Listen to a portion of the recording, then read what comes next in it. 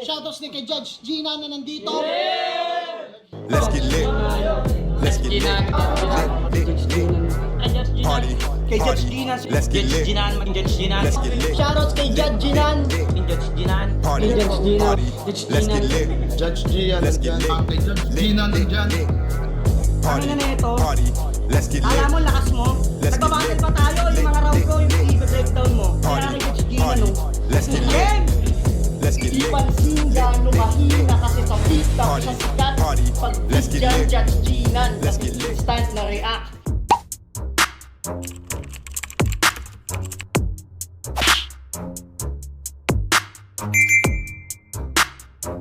In the yeah, put 'em in the yeah, yeah, yeah.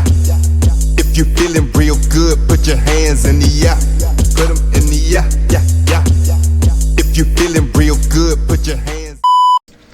So what's up mga kumag, I'm back ang inyong online judge. Walang iba kundi Judge Ginan. Okay guys, ito na another zoning battle. At anong zoning ba to? Zoning. Anong zoning ba to guys?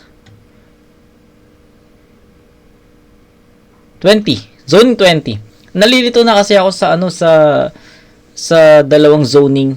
'Di ba? Magkasabay kasi to eh. So, pasensya na. So, ayun, katatapos ko lang reviewin ngayong kanina. Inuna natin 'yon bago to. So, yung 30 verse C9 na masyado akong nag-expect sa battle na 'yon, masyado akong masyado kong hinanda yung sarili ko sa mga maririnig ko kasi nga knowing them both, alam ko na magiging tikdikan yung battle, pero unfortunately C9 ay may problema sa performance. Nagkaroon ng stutters, chokes, at ayun, hindi na naging epektibo yung battle na yon at naging one-sided in favor of 30. Although, real talk para sa akin, hindi rin yun yung 30 na A-game at hindi rin yun yung 30 na inaasahan ko. Pero yun, nevertheless, 30 got that one. Ngayon, proceed tayo sa another Zoning 20 battle at ito yung battle nila Hespero at ni R-Zone. Parehas galing Underground League. Nagumpisa lang si R-Zone sa FRBL. Hespero naman Motus. Si R-Zone naging finalist na ng 1-up-3 sa FRBL. Si Hespero isa siya sa mga top MCs din sa sa Motus, 'di ba? Sumasali ng tournament pero unfortunately nagkakaroon ng kinakapos para makapag-proceed sa semis or tama sa semis, 'di ba? So ayun, sa tapatan ng dalawa, magbibigay pa ba ako ng insights? Sa tingin ko magiging mahirap kasi on paper kung paano sila magsulat, kayang tumechnical ness pero kaya niya maghalo ng mga bara, kaya niya maghalo ng jokes dun sa mga bara niya, kaya niyang maging well-rounded si Hespero. Si R-Zone more on technical. Pero nung sa mga past battles ni R-Zone, nagtatry na rin siyang mag-experiment. Nagtatry na rin siyang maglagay ng mga comedy. So, tignan natin kung anong estilo yung gagamitin nila para sa isa't isa. So, di na ako magdadagdag ng kung ano pa. Panoorin natin siya, i-judge natin siya, at tignan natin, sabay-sabay natin kung alamin kung sino yung panalo. Actually, hindi ko alam kung sino yung panalo dito. So, game. Ko ito si R-Zone. Game. Niya ba una si Espero? Mga tropa natin sa likod, hinaan natin mga boses natin. Pakinggan natin to. Unang banat, Zoning 20. Espero. Yo! Flip top game! Last battle ko ng zoning. Talaga namang feel ko pa. Nagkaroon ng hating puna. Sa aking mga maling dura. Gang sa naging dating na rin sa sin aking galing bura. Kung kaya bawing-bawi, habing-habi na rin sa aking pula. Para dali-daling masantabi yung deal ko da. Tangina mo kuya sa aki. Halos yung basya kinasentro, di na mabilang nagkalat. Muntik na magdire-diretso, buti sigilan nagpakat. Pero palakpakan naman natin tong kamukha raw ni Ding Dong. Ding Dong! Kilabutan ka nga, bay. Ano ka sobra sa tagay? May nalalaman ka bang dingdong ay kortina lang pinto nyo sa bahay? Kakasyabu mo, ayun yung symptoms. Nahulma kang tingting. Kaya hindi ka mukhang si Dingdong, mas mukha kang dingding. Pero sige na nga, ikaw na nga yung Dingdong. Yan yung pinananagutan niya, di ba? It means bata pa lang ako, pinaglalaruan na kita. Kaya may tatanong ako, iho, huwag ka magalit ha. Gago yung last mo raw naligo, sa lait pa. Kaya di nakataka kung bakit itong si Arsoniax, yung lotion ba naman nagamit? Armor Wax. Armor wax, gago. Tinutuloy yung balat at kutes. Kintab mo na. Oo. Huling beses kang nadampian ng tubig, binyag mo pa. Tapos kung magdrama sa Facebook to sagad, king ina pa kaimo. Nung natalo kay Casper, nag-post agad. Mukhang di ako para dito. Puta flip-top na yung kumuha. Ang lungkot mo pa, punyeta. Eh kung si Rapido sa'yo kumuha, tas isali kang iglesia. Diba? Kaya wag kagago pa bida, yan ay kagagawan mo na boy. Tinawag-tawag sariling arsonista, nawawalan naman ng apoy. Kasi lumusot ka lang sa isang dragon, pero walo yung na kay Reka. Yan yung sinabi na Repa. Maputi yun, teka. Wag ka nga dyang ba't di na lang yun nasa Pokemon? Si Ash, total mukha kang abo. Kala talaga subok sa gawain, tipo natupok ang mahain. Eh kaya ka lang naman arsonista kasi nga sunog ka magsaing. Tapos natapat pa ni Arik sa batak makabawi, yung batak makagamit, peswasak ng amatik. Mabilisang mapupugot, yan ang aking masasabi. Makikitang lanaulo, parang lighter ng adik. Ano durog na durog ba? Hubog na subok ka? Kesyo disenyo ay sapat, pero bulok at supot pa. Panaengkwentro ang hangad, ayan lunod na. Yung siya bulerong tagaplad, tuloy lubog na. Pero ayaw na sa'yo ng Pladway, kasi panay tsuka kada sampa. Laging nawawala yung zone, tapos nagyayabang pa. Nangangapangapang tukmol, tulirong natataranta. Pes kung sa Plad walang kontrol, mabilis masasalanta. Okay, nag-focus si Espero sa technical, no? Lumitaw yung pagiging technical ni Espero kasi hindi naging effective yung comedy niya. So, yun nga, gaya nga nasabi ko sa inyo kanina bago natin umpisahan yung review sa battle na to. Si Espero kaya niya well-rounded si Espero. So, kaya niya yung mga iba't ibang elements. So, yun, tulad ng comedy, mga entertainment, technical, mga multis. Pinakita naman sa atin ni Espero kung gaano kapulido yung mga multis niya. So, isa yun sa mga skill set ni Espero, 'di ba? Kaso nga lang, lumitaw yung pagiging technical niya sa round 1 kasi hindi nag-complement yung jokes niya, hindi naging effective yung jokes niya dito. Tapos nasundan pa ng technical. So ang dating hindi niya makuha yung momentum, 'di ba? So ganoon talaga ang ganoon talaga ang result ng battle na to ng round na to 'di ba? Ang pambungad ni Espero sa round 1, entertainment at jokes para makuha niya yung atensyon, makuha niya yung tenga ng crowd. But unfortunately, hindi naging effective yung estilo na yon. Ang next na sulat niya, more on technicals na. Kaya naging flat talaga siya at nahirapan makuha ni Espero yung pinaka-momentum at peak niya dito. So, yun. Yung multis, yes, sobrang linis nun. Tayo ng ganda nun, Hes. Pero overall, I think hindi ganun, hindi na,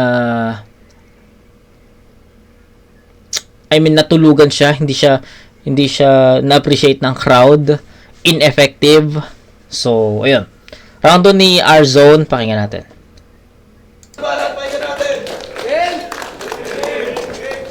Sobrang kabado ni Espero. Nag-chat agad tong kumag.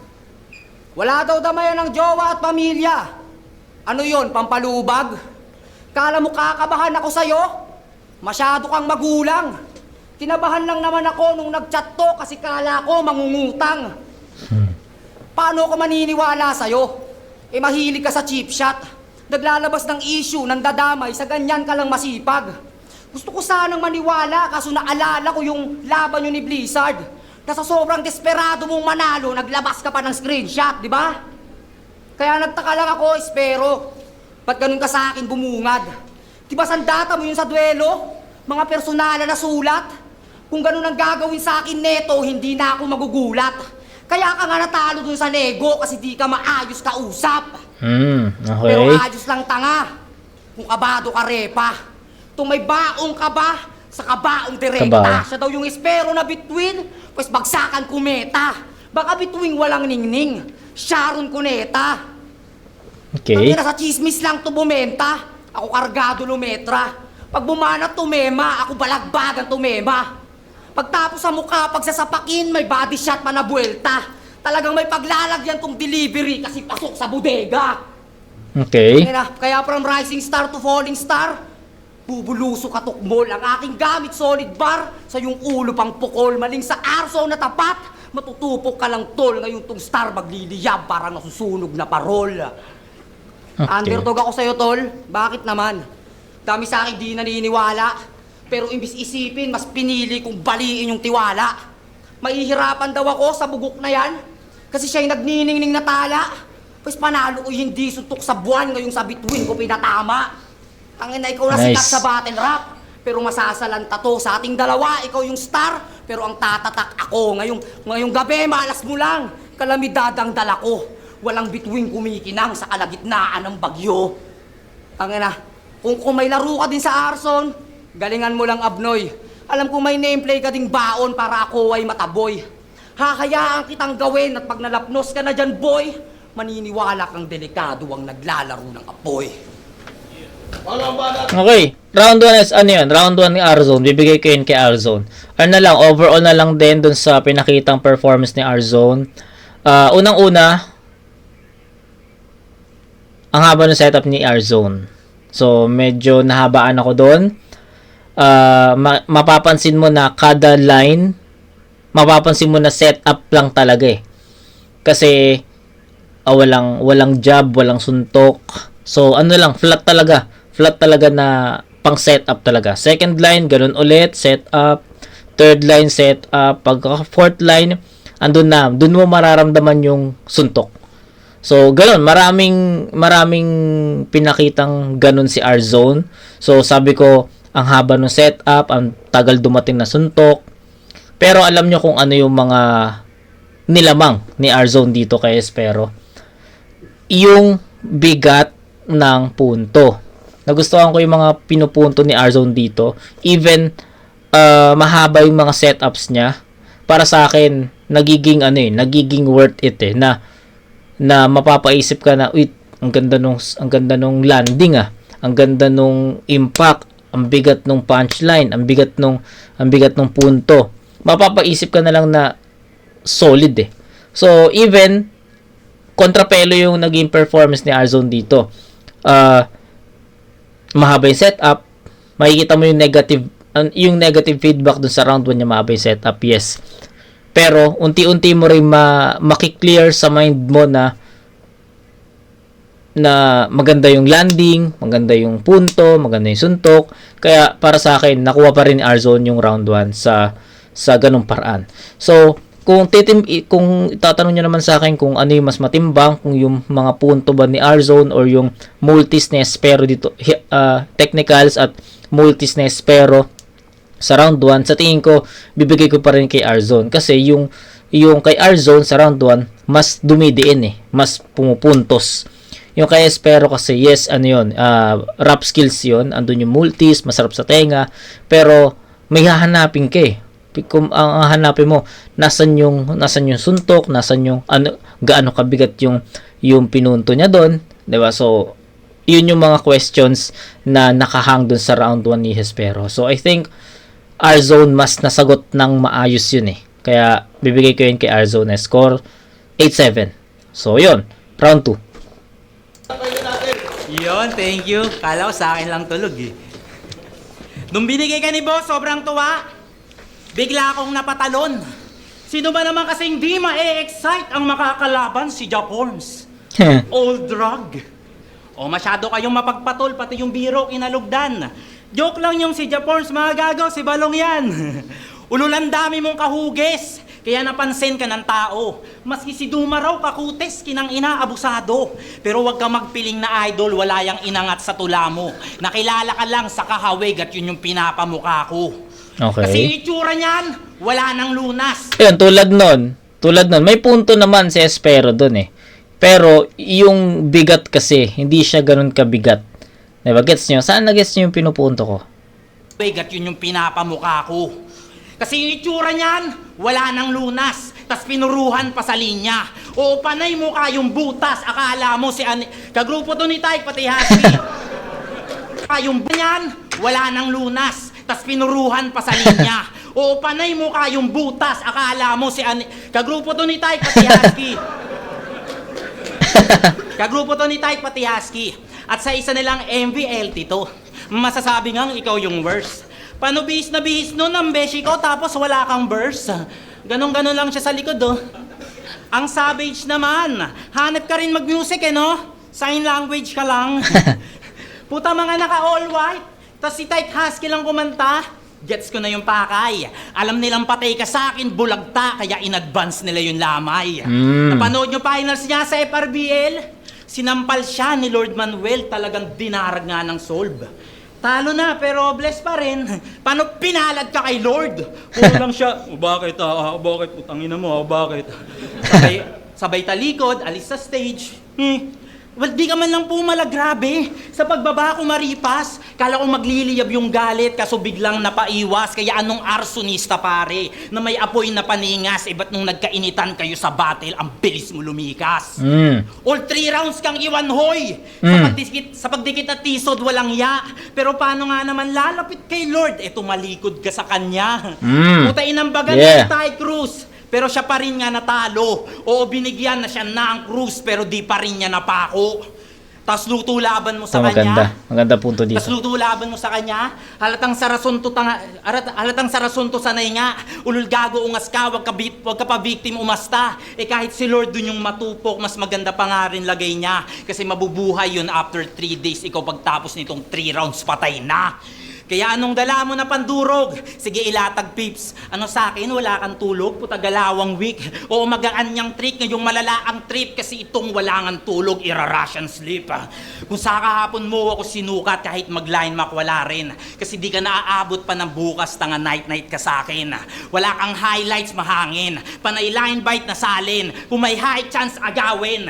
Pwede lang sa high five pala rin kung ito ay fight night kakain. Kanang right hand dahain. Kanyang eyesight basagin. Kala mo kay Mike Ty napain. Kahit na si Tyke ay tawagin. Doon na niya to kayang awatin. Ano masyado ba na expand dahangarin? Siguro doon na yan sa next round basagin. Ang ganda ng multis, no?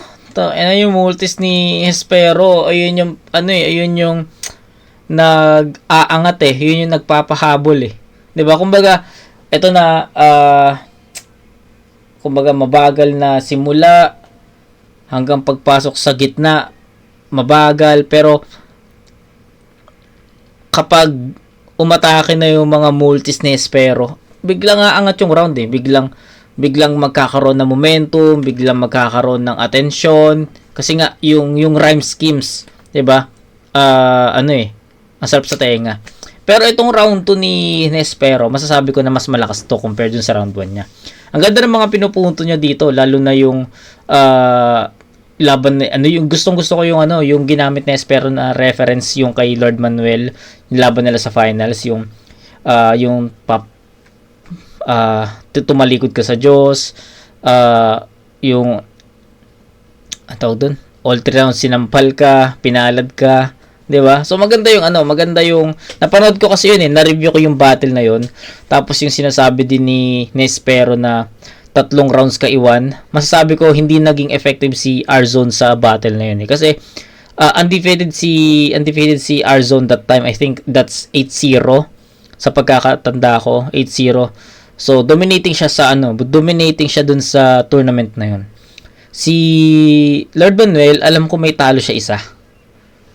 Tama ba? Alam ko may talo siya isa eh. Hindi ko na matandaan kung kanino. Pero hindi. Kaya ang talo niyang isa kay Chanel. Sa 1-up 1. Chanel versus Lord Manuel yun eh. Ang talo niya kay Chanel. So ngayon, maganda na yung path ni Arzon kumpleto. Yung path ni Lord Manuel sa pagkakalam mo kulang kasi may mga hindi sumipot eh. So sabi ko, tangina, maganda yung pinapakita ni Arzon sa tournament na to. Pero nung nagtapat sila, tangina, maniwala ko o sa hindi, kung di nyo pa napapanood, naging ineffective si Arzon dun sa battle nila ni Lord Manuel. Kumbaga, yung humor, yung shield ni Lord Manuel sobrang kinain yung presence ni Arzon kaya naging ineffective siya. So ganon. Kaya nagustuhan ko yung reference ni Espero about dun sa sa one-up finals nila.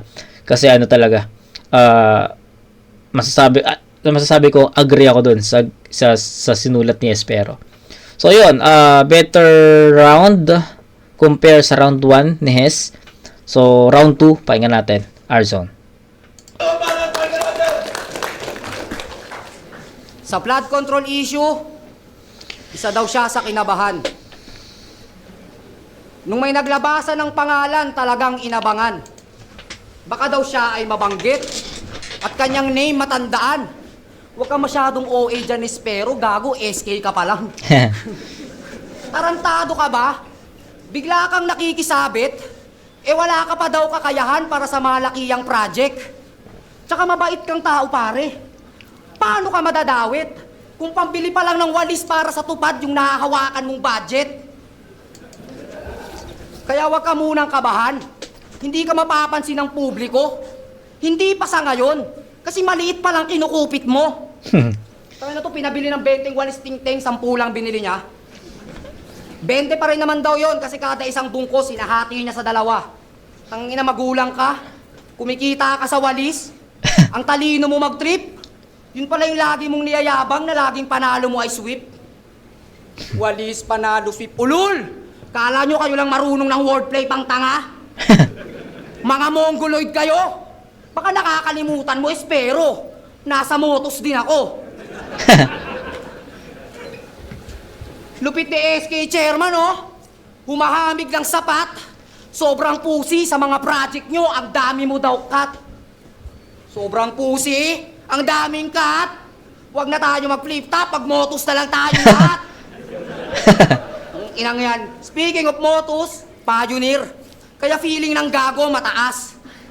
Battle MC nung panahon na ang mga tao'y nakabas. Pandemic pa lang, nandito na ako. Yun ang binibida niya madalas. Kung quarantine pa lang, nagpapagaling ka na, ba't di ka pa rin malakas? Ang kasi alagad lang ni Casper tong tangang to. Tang-ina mo, pabibo ka. Sa lahat ng battle rap career mo, nanatili kang anino niya. Backup ka lang ni Casper, Diyos ko. Hindi mo maamin yun, di ba? Lumabas na transparent yung multo, kaya kitang nasa likod ka niya. Nice. Lumabas na... Natulugan yun. Ang ganda ng punto dun ah. Nice, solid yun, Zone. Backup ka lang ni Casper, Diyos ko. Ganda nun. Hindi mo maamin yun, di ba? Lumabas na transparent yung multo, kaya kitang nasa likod ka niya. Ang ina. Astig. Lumabas na transparent yung multo, kaya kitang nasa likod ka niya. Tangina, Umamin ba't ka na, natulugan SK yun? Nathaniel. Kunyari ka pa. May ghost project ka na, may ghost Casper ka pa.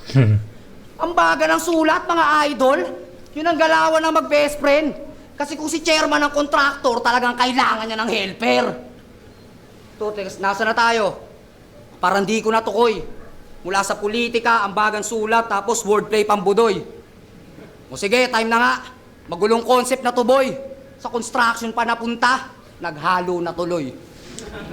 Motus wordplay, motherfucker. Tangin na, kurakot na naman. Okay. Nagustuhan ko lang yung Casper transparent, nakitang nasa likod ka niya. Nagustuhan ko 'yon. Tangina, ang solid lang nun para sa akin. 'Di ba? Kasi parang na 'yun eh. Parang dinefend na agad eh. Parang dinefend na agad ni Casper tuloy. Ni Arzon yung ginawa niyang sulat. 'Di ba? Kasi parang inanticipate na kagad ni R-Zone na what if i-rebat. 'Di ba? What if i-rebat? Bakit ano ko na lang? Bakit di ko na lang pagsamahin?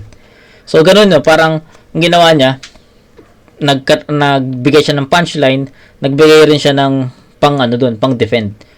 'Di ba? So ang ganda lang nung dating sa akin noon. So di ko alam bakit natulugan yung linya na 'yon, 'di ba? Pero para sa akin solid na line 'yon, no. Tangina tumatak sa akin 'yon, no. Kaya nakita na sa likod kasi transparent yung Casper. Yeah. Ang solid talaga noon. Yun yung pinakatumatak sa round ni R-Zone.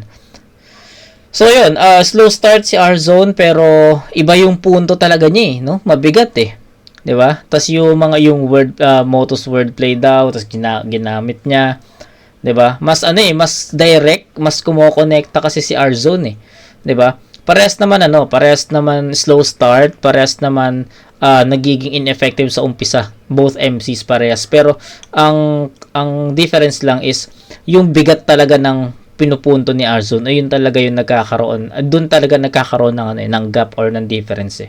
So, yun. R-Zone pa rin ako dito pero props kay Hespero. Mas malakas na round yun. So, 8-7 sa round 1. Ngayon, bigyan ko ng 8.5 to 8. Ganun siya kadikit Ganun kadikit yung round 2. Pero since hindi tayo gumagamit ng decimal, 9 to 8 in favor of R-Zone. So that's 17 to 15, up by 2 points. Meron pang isang round, pakinggan natin. Motus wordplay, motherfucker. Tangina ko, rakot na naman. Kasama ako sa nakikilaban, punyeta. Ikaw panay ka, Rizal represent, pero di ka nakita sa luneta. Ang ina mo ka. Diba? Tapos SK na naman, grabe ang galing. Galit ka lang kasi di ka nalista sa vitamins.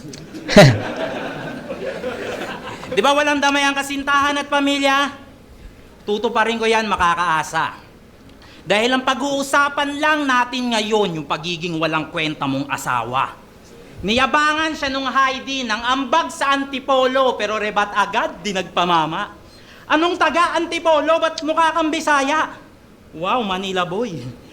Kaso nung huling mga round na, binastos misis niya sagad-sagaran. Binaboy harap-harapan, panay kalaswaan paratang at ang tanging rebat niyang naharang, yan yung ayoko sa'yo, ang hilig mo mag-anime reference kada laban.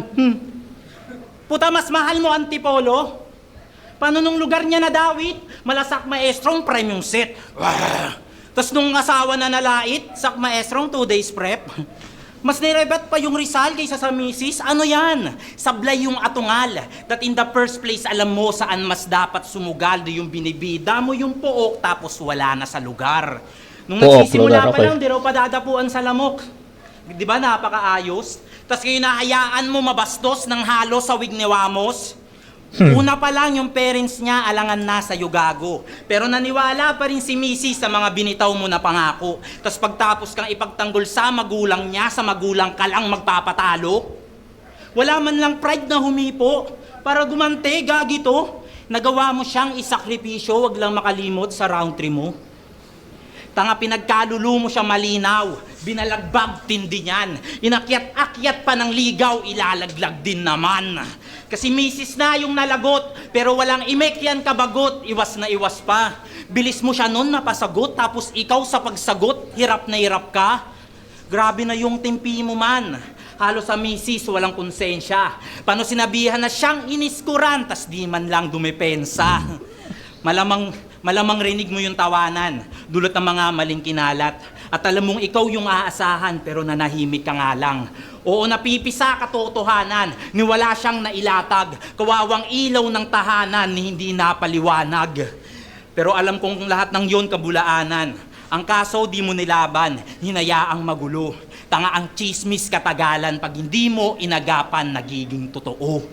Kaya Heidi, king ina mo, lakas mo mag-imbento. Ano lahat hahamakin mo, manalo lamang sa engkwentro? Pes kung nasaan ka man ngayon, sana agad-agad ka madedo. At kung may dumating na ambulansya, sana yung walang preno. At ikaw, king ina mo, umuwi ka na nako. Huwag ka na umastang magaling.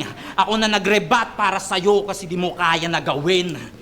Di ba kalalabas pa lang ng baby nyo? O sige, bumawi ka na lang. Imbis na sa battle ka magpakasasa, dun mo ialay ilaan. Di mo na nagampanan maging asawa. maging tatay ka naman. Okay. Sorry kay Hes, pero wordplay, no? Sorry kay Hes, pero wordplay, Motos wordplay. Hindi, sorry kay Hes. Tangina, tumatak tuloy yung Hes, pero na yun. Hindi, ito, sige, seryoso na. Yung ginamit kasi na reference ni Hespero, hindi ako aware. Yung battle na sinasabi niya, R-Zone versus something, hindi ko alam yun. Hindi ko pa napapanood yun, hindi ko pa nare-review yun. So, ang dating sa akin, lahat or yung buong round 3 ni Hespero, hindi yun tumama. Hindi ko alam anong reference ko? Napanood ko ba yun? So, siguro, wrong choice of angle si Espero dito kasi marami atang hindi nakaalam doon. Marami atang hindi nakaalam sa battle na 'yon. Or sabihin nating hindi natin alam or hindi namin alam yung reference na ginamit ni Espero. Para sa akin hindi rin na-deliver ni Espero ng convincing yun 'Di ba? So marami tayong ganitong instant battle, 'di ba? Na nare-review yung kumbaga gumagamit sila ng ibang angulo or reference na hindi pa natin alam pero nadi-deliver naman nila ng maayos. So the difference on that battles and to this battle, yung delivery, hindi na-deliver ni Espero ng convincing yung angulo na ginamit niya. Yun lang. Around 3 hour zone. Tigbalan, pakinggan natin. Di ikaw na lover boy. Congrats. Game. Natalo siya kay Nego G. Kasi puro line making lang at chismis ang dura. Napanood ko reaction video ni Saki. Pinahirapan mo yung taong mag-gets kung ano yung deal na deal kuda. Kaya si Saki nung time na yon, halata ko yung gigil. Kasi kahit i-slant rhyme pa daw yun, wala talagang meaning. Taka, nasan yung niyayabang mong edukasyon? Di ba graduate ka naman? Tapos deal na deal kuda. Cum laude pa siya niyan. Pinilit niya lang i-rhyme yun. Parehas silang loud ni Casper Parehas silang loud Cum laude pa siya niyan. Pinilit niya lang i-rhyme yun sa feel na feel mo pa. Hespero, tang ina ka. Hindi ka magaling mag-multi, nag-iimbento ka ng salita. Anong deal na deal kuda? Astig, galing nun Ang baho mo mag-spit, yung mga hirit kasuka. Ako mainit bawat titik na natiling pangkusta at walang limit mga lyrics sa pagpili ng tugma. Kahit sinong nakarinig ay di yun ikinatuwa, yun ay gigil na sinambit kahit pilit ay binuga. Nasa internet yung clip, wag itanggi na bisto ka, nakatatak na sa aming isip yon at di na mabura. Ngayon rinig mo ba yung himig sa bibig ko nagmula, dali-daling gawin panis kapag dating sa pagtula. Ang daming letra kong nasingit dun sa feel na feel mo pa, tapos ang tangi mong naisip, puta, deal na deal kuda. Mga tunog mo, hindi.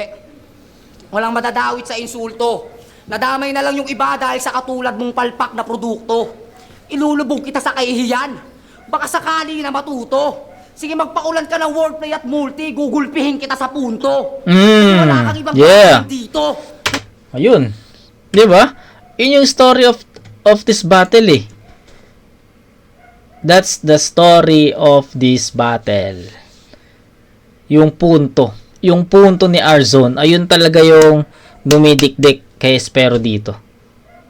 Ilulubog kita sa kahihiyan. Baka sakali na matuto. Sige, magpaulan ka ng wordplay at multi, gugulpihin kita sa punto. Ganda nun. Kasi wala kang ibang gagawin dito, kundi ang gayahin si Lipgram kaso di mo na perpekto. Walang sawang wordplay at line marking, dun ka lamang na kontento. Pandadamay, delivery ng jokes, ang kinalabasan eto. Wala naman talagang tunog motos, ang meron lang tunog espero. Tangina tipak lang ng Lipgram ang yung skill. Sana'y di mo yung limot. O biyak ka lang sa lip, parang imahe ng bingot. Sa motos maraming magaling, na ngayon sa flip-top nakilala.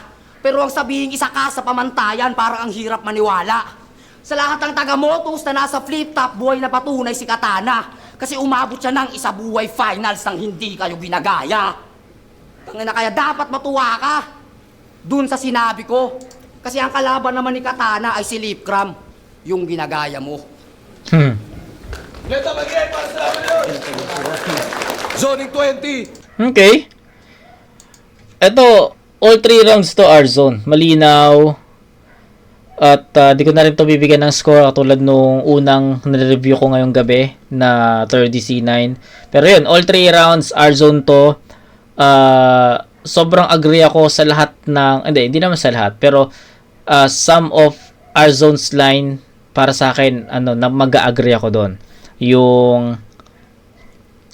tumatak sa yung lalo tumatak sa akin na yung Casper transparent, nasa likod ka na multo, sobrang ganda nun sa akin. Tapos yung sige magpaulan ka ng multi wordplay, which is yun nga yung ginawa ni Espero, tapos bubugbugin kita sa punto, which is ayun din naman yung ginagawa ni Arzone sa mga rounds niya. Kaya para sa akin na corner niya talaga si Espero dito in terms of styles, 'di ba? So yun, all 3 rounds Arzone. Ganun lang. Mabilisan lang. Kita naman malinis yung performance ni Hespero, but I think kulang sa creativity, kulang sa effective angles. Yung round 3 pa niya is hindi ganun ka-convincing. Unlike kay Arzone, consistent. Consistent yung mga punto, consistent yung mga setup, consistent yung gusto niyang itawid na mensahe. So, yun. Arzone yun. Espero vs. Arzone. Murado, 4-1 Oh. para kay Arzone. Shoutout Espero. 4-1. Maraming salamat, Sir Arik. Salamat, Flip Top. No, salamat kay Espero. At yun, salamat sa mga kasama ko. Salamat sa tropa ko kay Noli. Shoutout sa mag... Espero pero round 3 Espero. Shoutout sa mag-ina ko, syempre. Thank you. Binoto si Espero. Round 1-2 para sa akin Espero pero round 3 malinaw kay Arzo. Si Espero kasi parehas naman silang kumbaga may punchline silang parehas. Solid punchline, pero yung kay Espero mas para sa akin yung punchline kay Espero yung mas nagland para sa akin. Okay. Okay na, solid yung battle. Pero para sa akin Espero.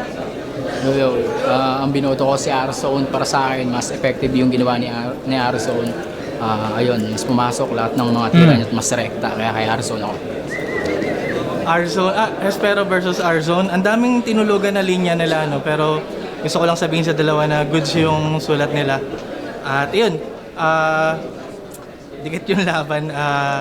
Si Espero para sa akin, mas labang yung Multis. overall composition, Okay. yung kakasulat ng lahat ng rounds niya. Si Arzone naman, lumamang Punto. siya para sa akin sa energy, yung puso, para makita mo talaga na gusto niya manalo. Pero yun, dahil nga sobrang dikit, rounds 1 and 2, binigay ko siya ng tie. Naging deciding factor sa akin yung round 3. Di ko alam kung mag-iiba yung decision ko kung naiba yung kung sino na ako na bumanat. No? Round 3, yun lang ang para sa akin. Para sa akin lamang ng konti-konti si Arzone. Congrats sa kanilang dalawa. Yeah. Yo, Class G na. Medyo mahirap siyang i-judge, sobrang dikit per round. Yung round 2, tabla talaga yung round 2 sa akin. Yung round 1, binigay ko siya kay Espero. Yung round 3 naman kay Arzone, so mahirap talaga siyang i-judge. Nagbasin lang ako sa lamang ni Espero sa round 1 kontra dun sa lamang ni Arzone sa round 3. Feeling ko mas malaki yung nilamang ni Arzone dun sa round 3. Pero dikit per round, Arzone ako sa overall performance. Yo, Freak, binoto ko si Arzone. Round 1, binigay ko yun kay Espero. Kasi sa bilang ng punchline, halos gahibla lang yung lamangan nilang dalawa. So binasi ko na lang yung boto ko sa first round sa linis at swabe ng performance. So binigay ko kay Espero yun. Then round 2, round 3, binigay ko na kay Arzone. Same sila, mas malinis at swabe yung performances nila, pero binasi ko na lang sa bilang ng punchline counts at lumamang doon si Arzone. So round 2, round 3 Arzone. Yun. Klaro naman, binigay nila yung all 3 rounds or si Class G tabla overall na lang siya 'di ba? Pero si Fernie ba 'yun? Si Freak 1 2 3 I think binigay kay Espero. Pero nevertheless, guys, para sa akin Arzone talaga 'to. Arzone yung boto ni Freak, sorry. ako personally, agree ako sa dikit, no? Kasi mauuna si Espero, tapos mag-slow start din si R-Zone, tapos bandang second half doon papalo yung mga magagandang punchline, magagandang punto. Kaya overtaken niya yung round ni Espero. Ganun din, ganun. Round 2, ganun pa rin, slow start, tapos papalo yung mga multis ni Espero. Pagdating sa round 2 ni R-Zone, ganun ulit, slow start, tapos bandang dulo, mararamdaman mo yung bigat ng punto, kaya lumalamang. So, ganun, all 3 rounds ganun eh. Kaya, yun, all 3 rounds ang boto ko, R-Zone. So, yun. Pahinga na ako guys, kailangan ko na matulog kasi may pasok pa ako bukas. Pero yun, hindi ko na rin masyadong binreakdown yung battle kasi I think ano siya hindi mo siya pwedeng i-judge per round eh. Kaya kailangan mong i-judge siya as a whole. Tulad ng battle ni Aubrey at Charisma, overall mo siya i-judge eh. 'Di ba? So, yun, sana nagustuhan nyo pa rin kahit papaano. Pinilit naman nating i-breakdown siya per round, pero sa tingin ko better option talaga to judge this battle as a whole, as a bigger picture. Yun. Espero vs R-Zone, tangina, solid men, has solid mga rhyme schemes, multis, palagyan, goods yan. Siguro hinanapan lang kita ng konting creativity since I know you, diba? For a long time kung paano ka magsulat. Kay R-Zone naman, tangina, solid ka men. Ang ganda ng mga punto, doon mo talaga iniskuran si Espero, doon mo talaga dinurog si Espero. Yeah. So, yun. R-Zone, guys. So, kita-kits sa next na review mga kumag. Peace out.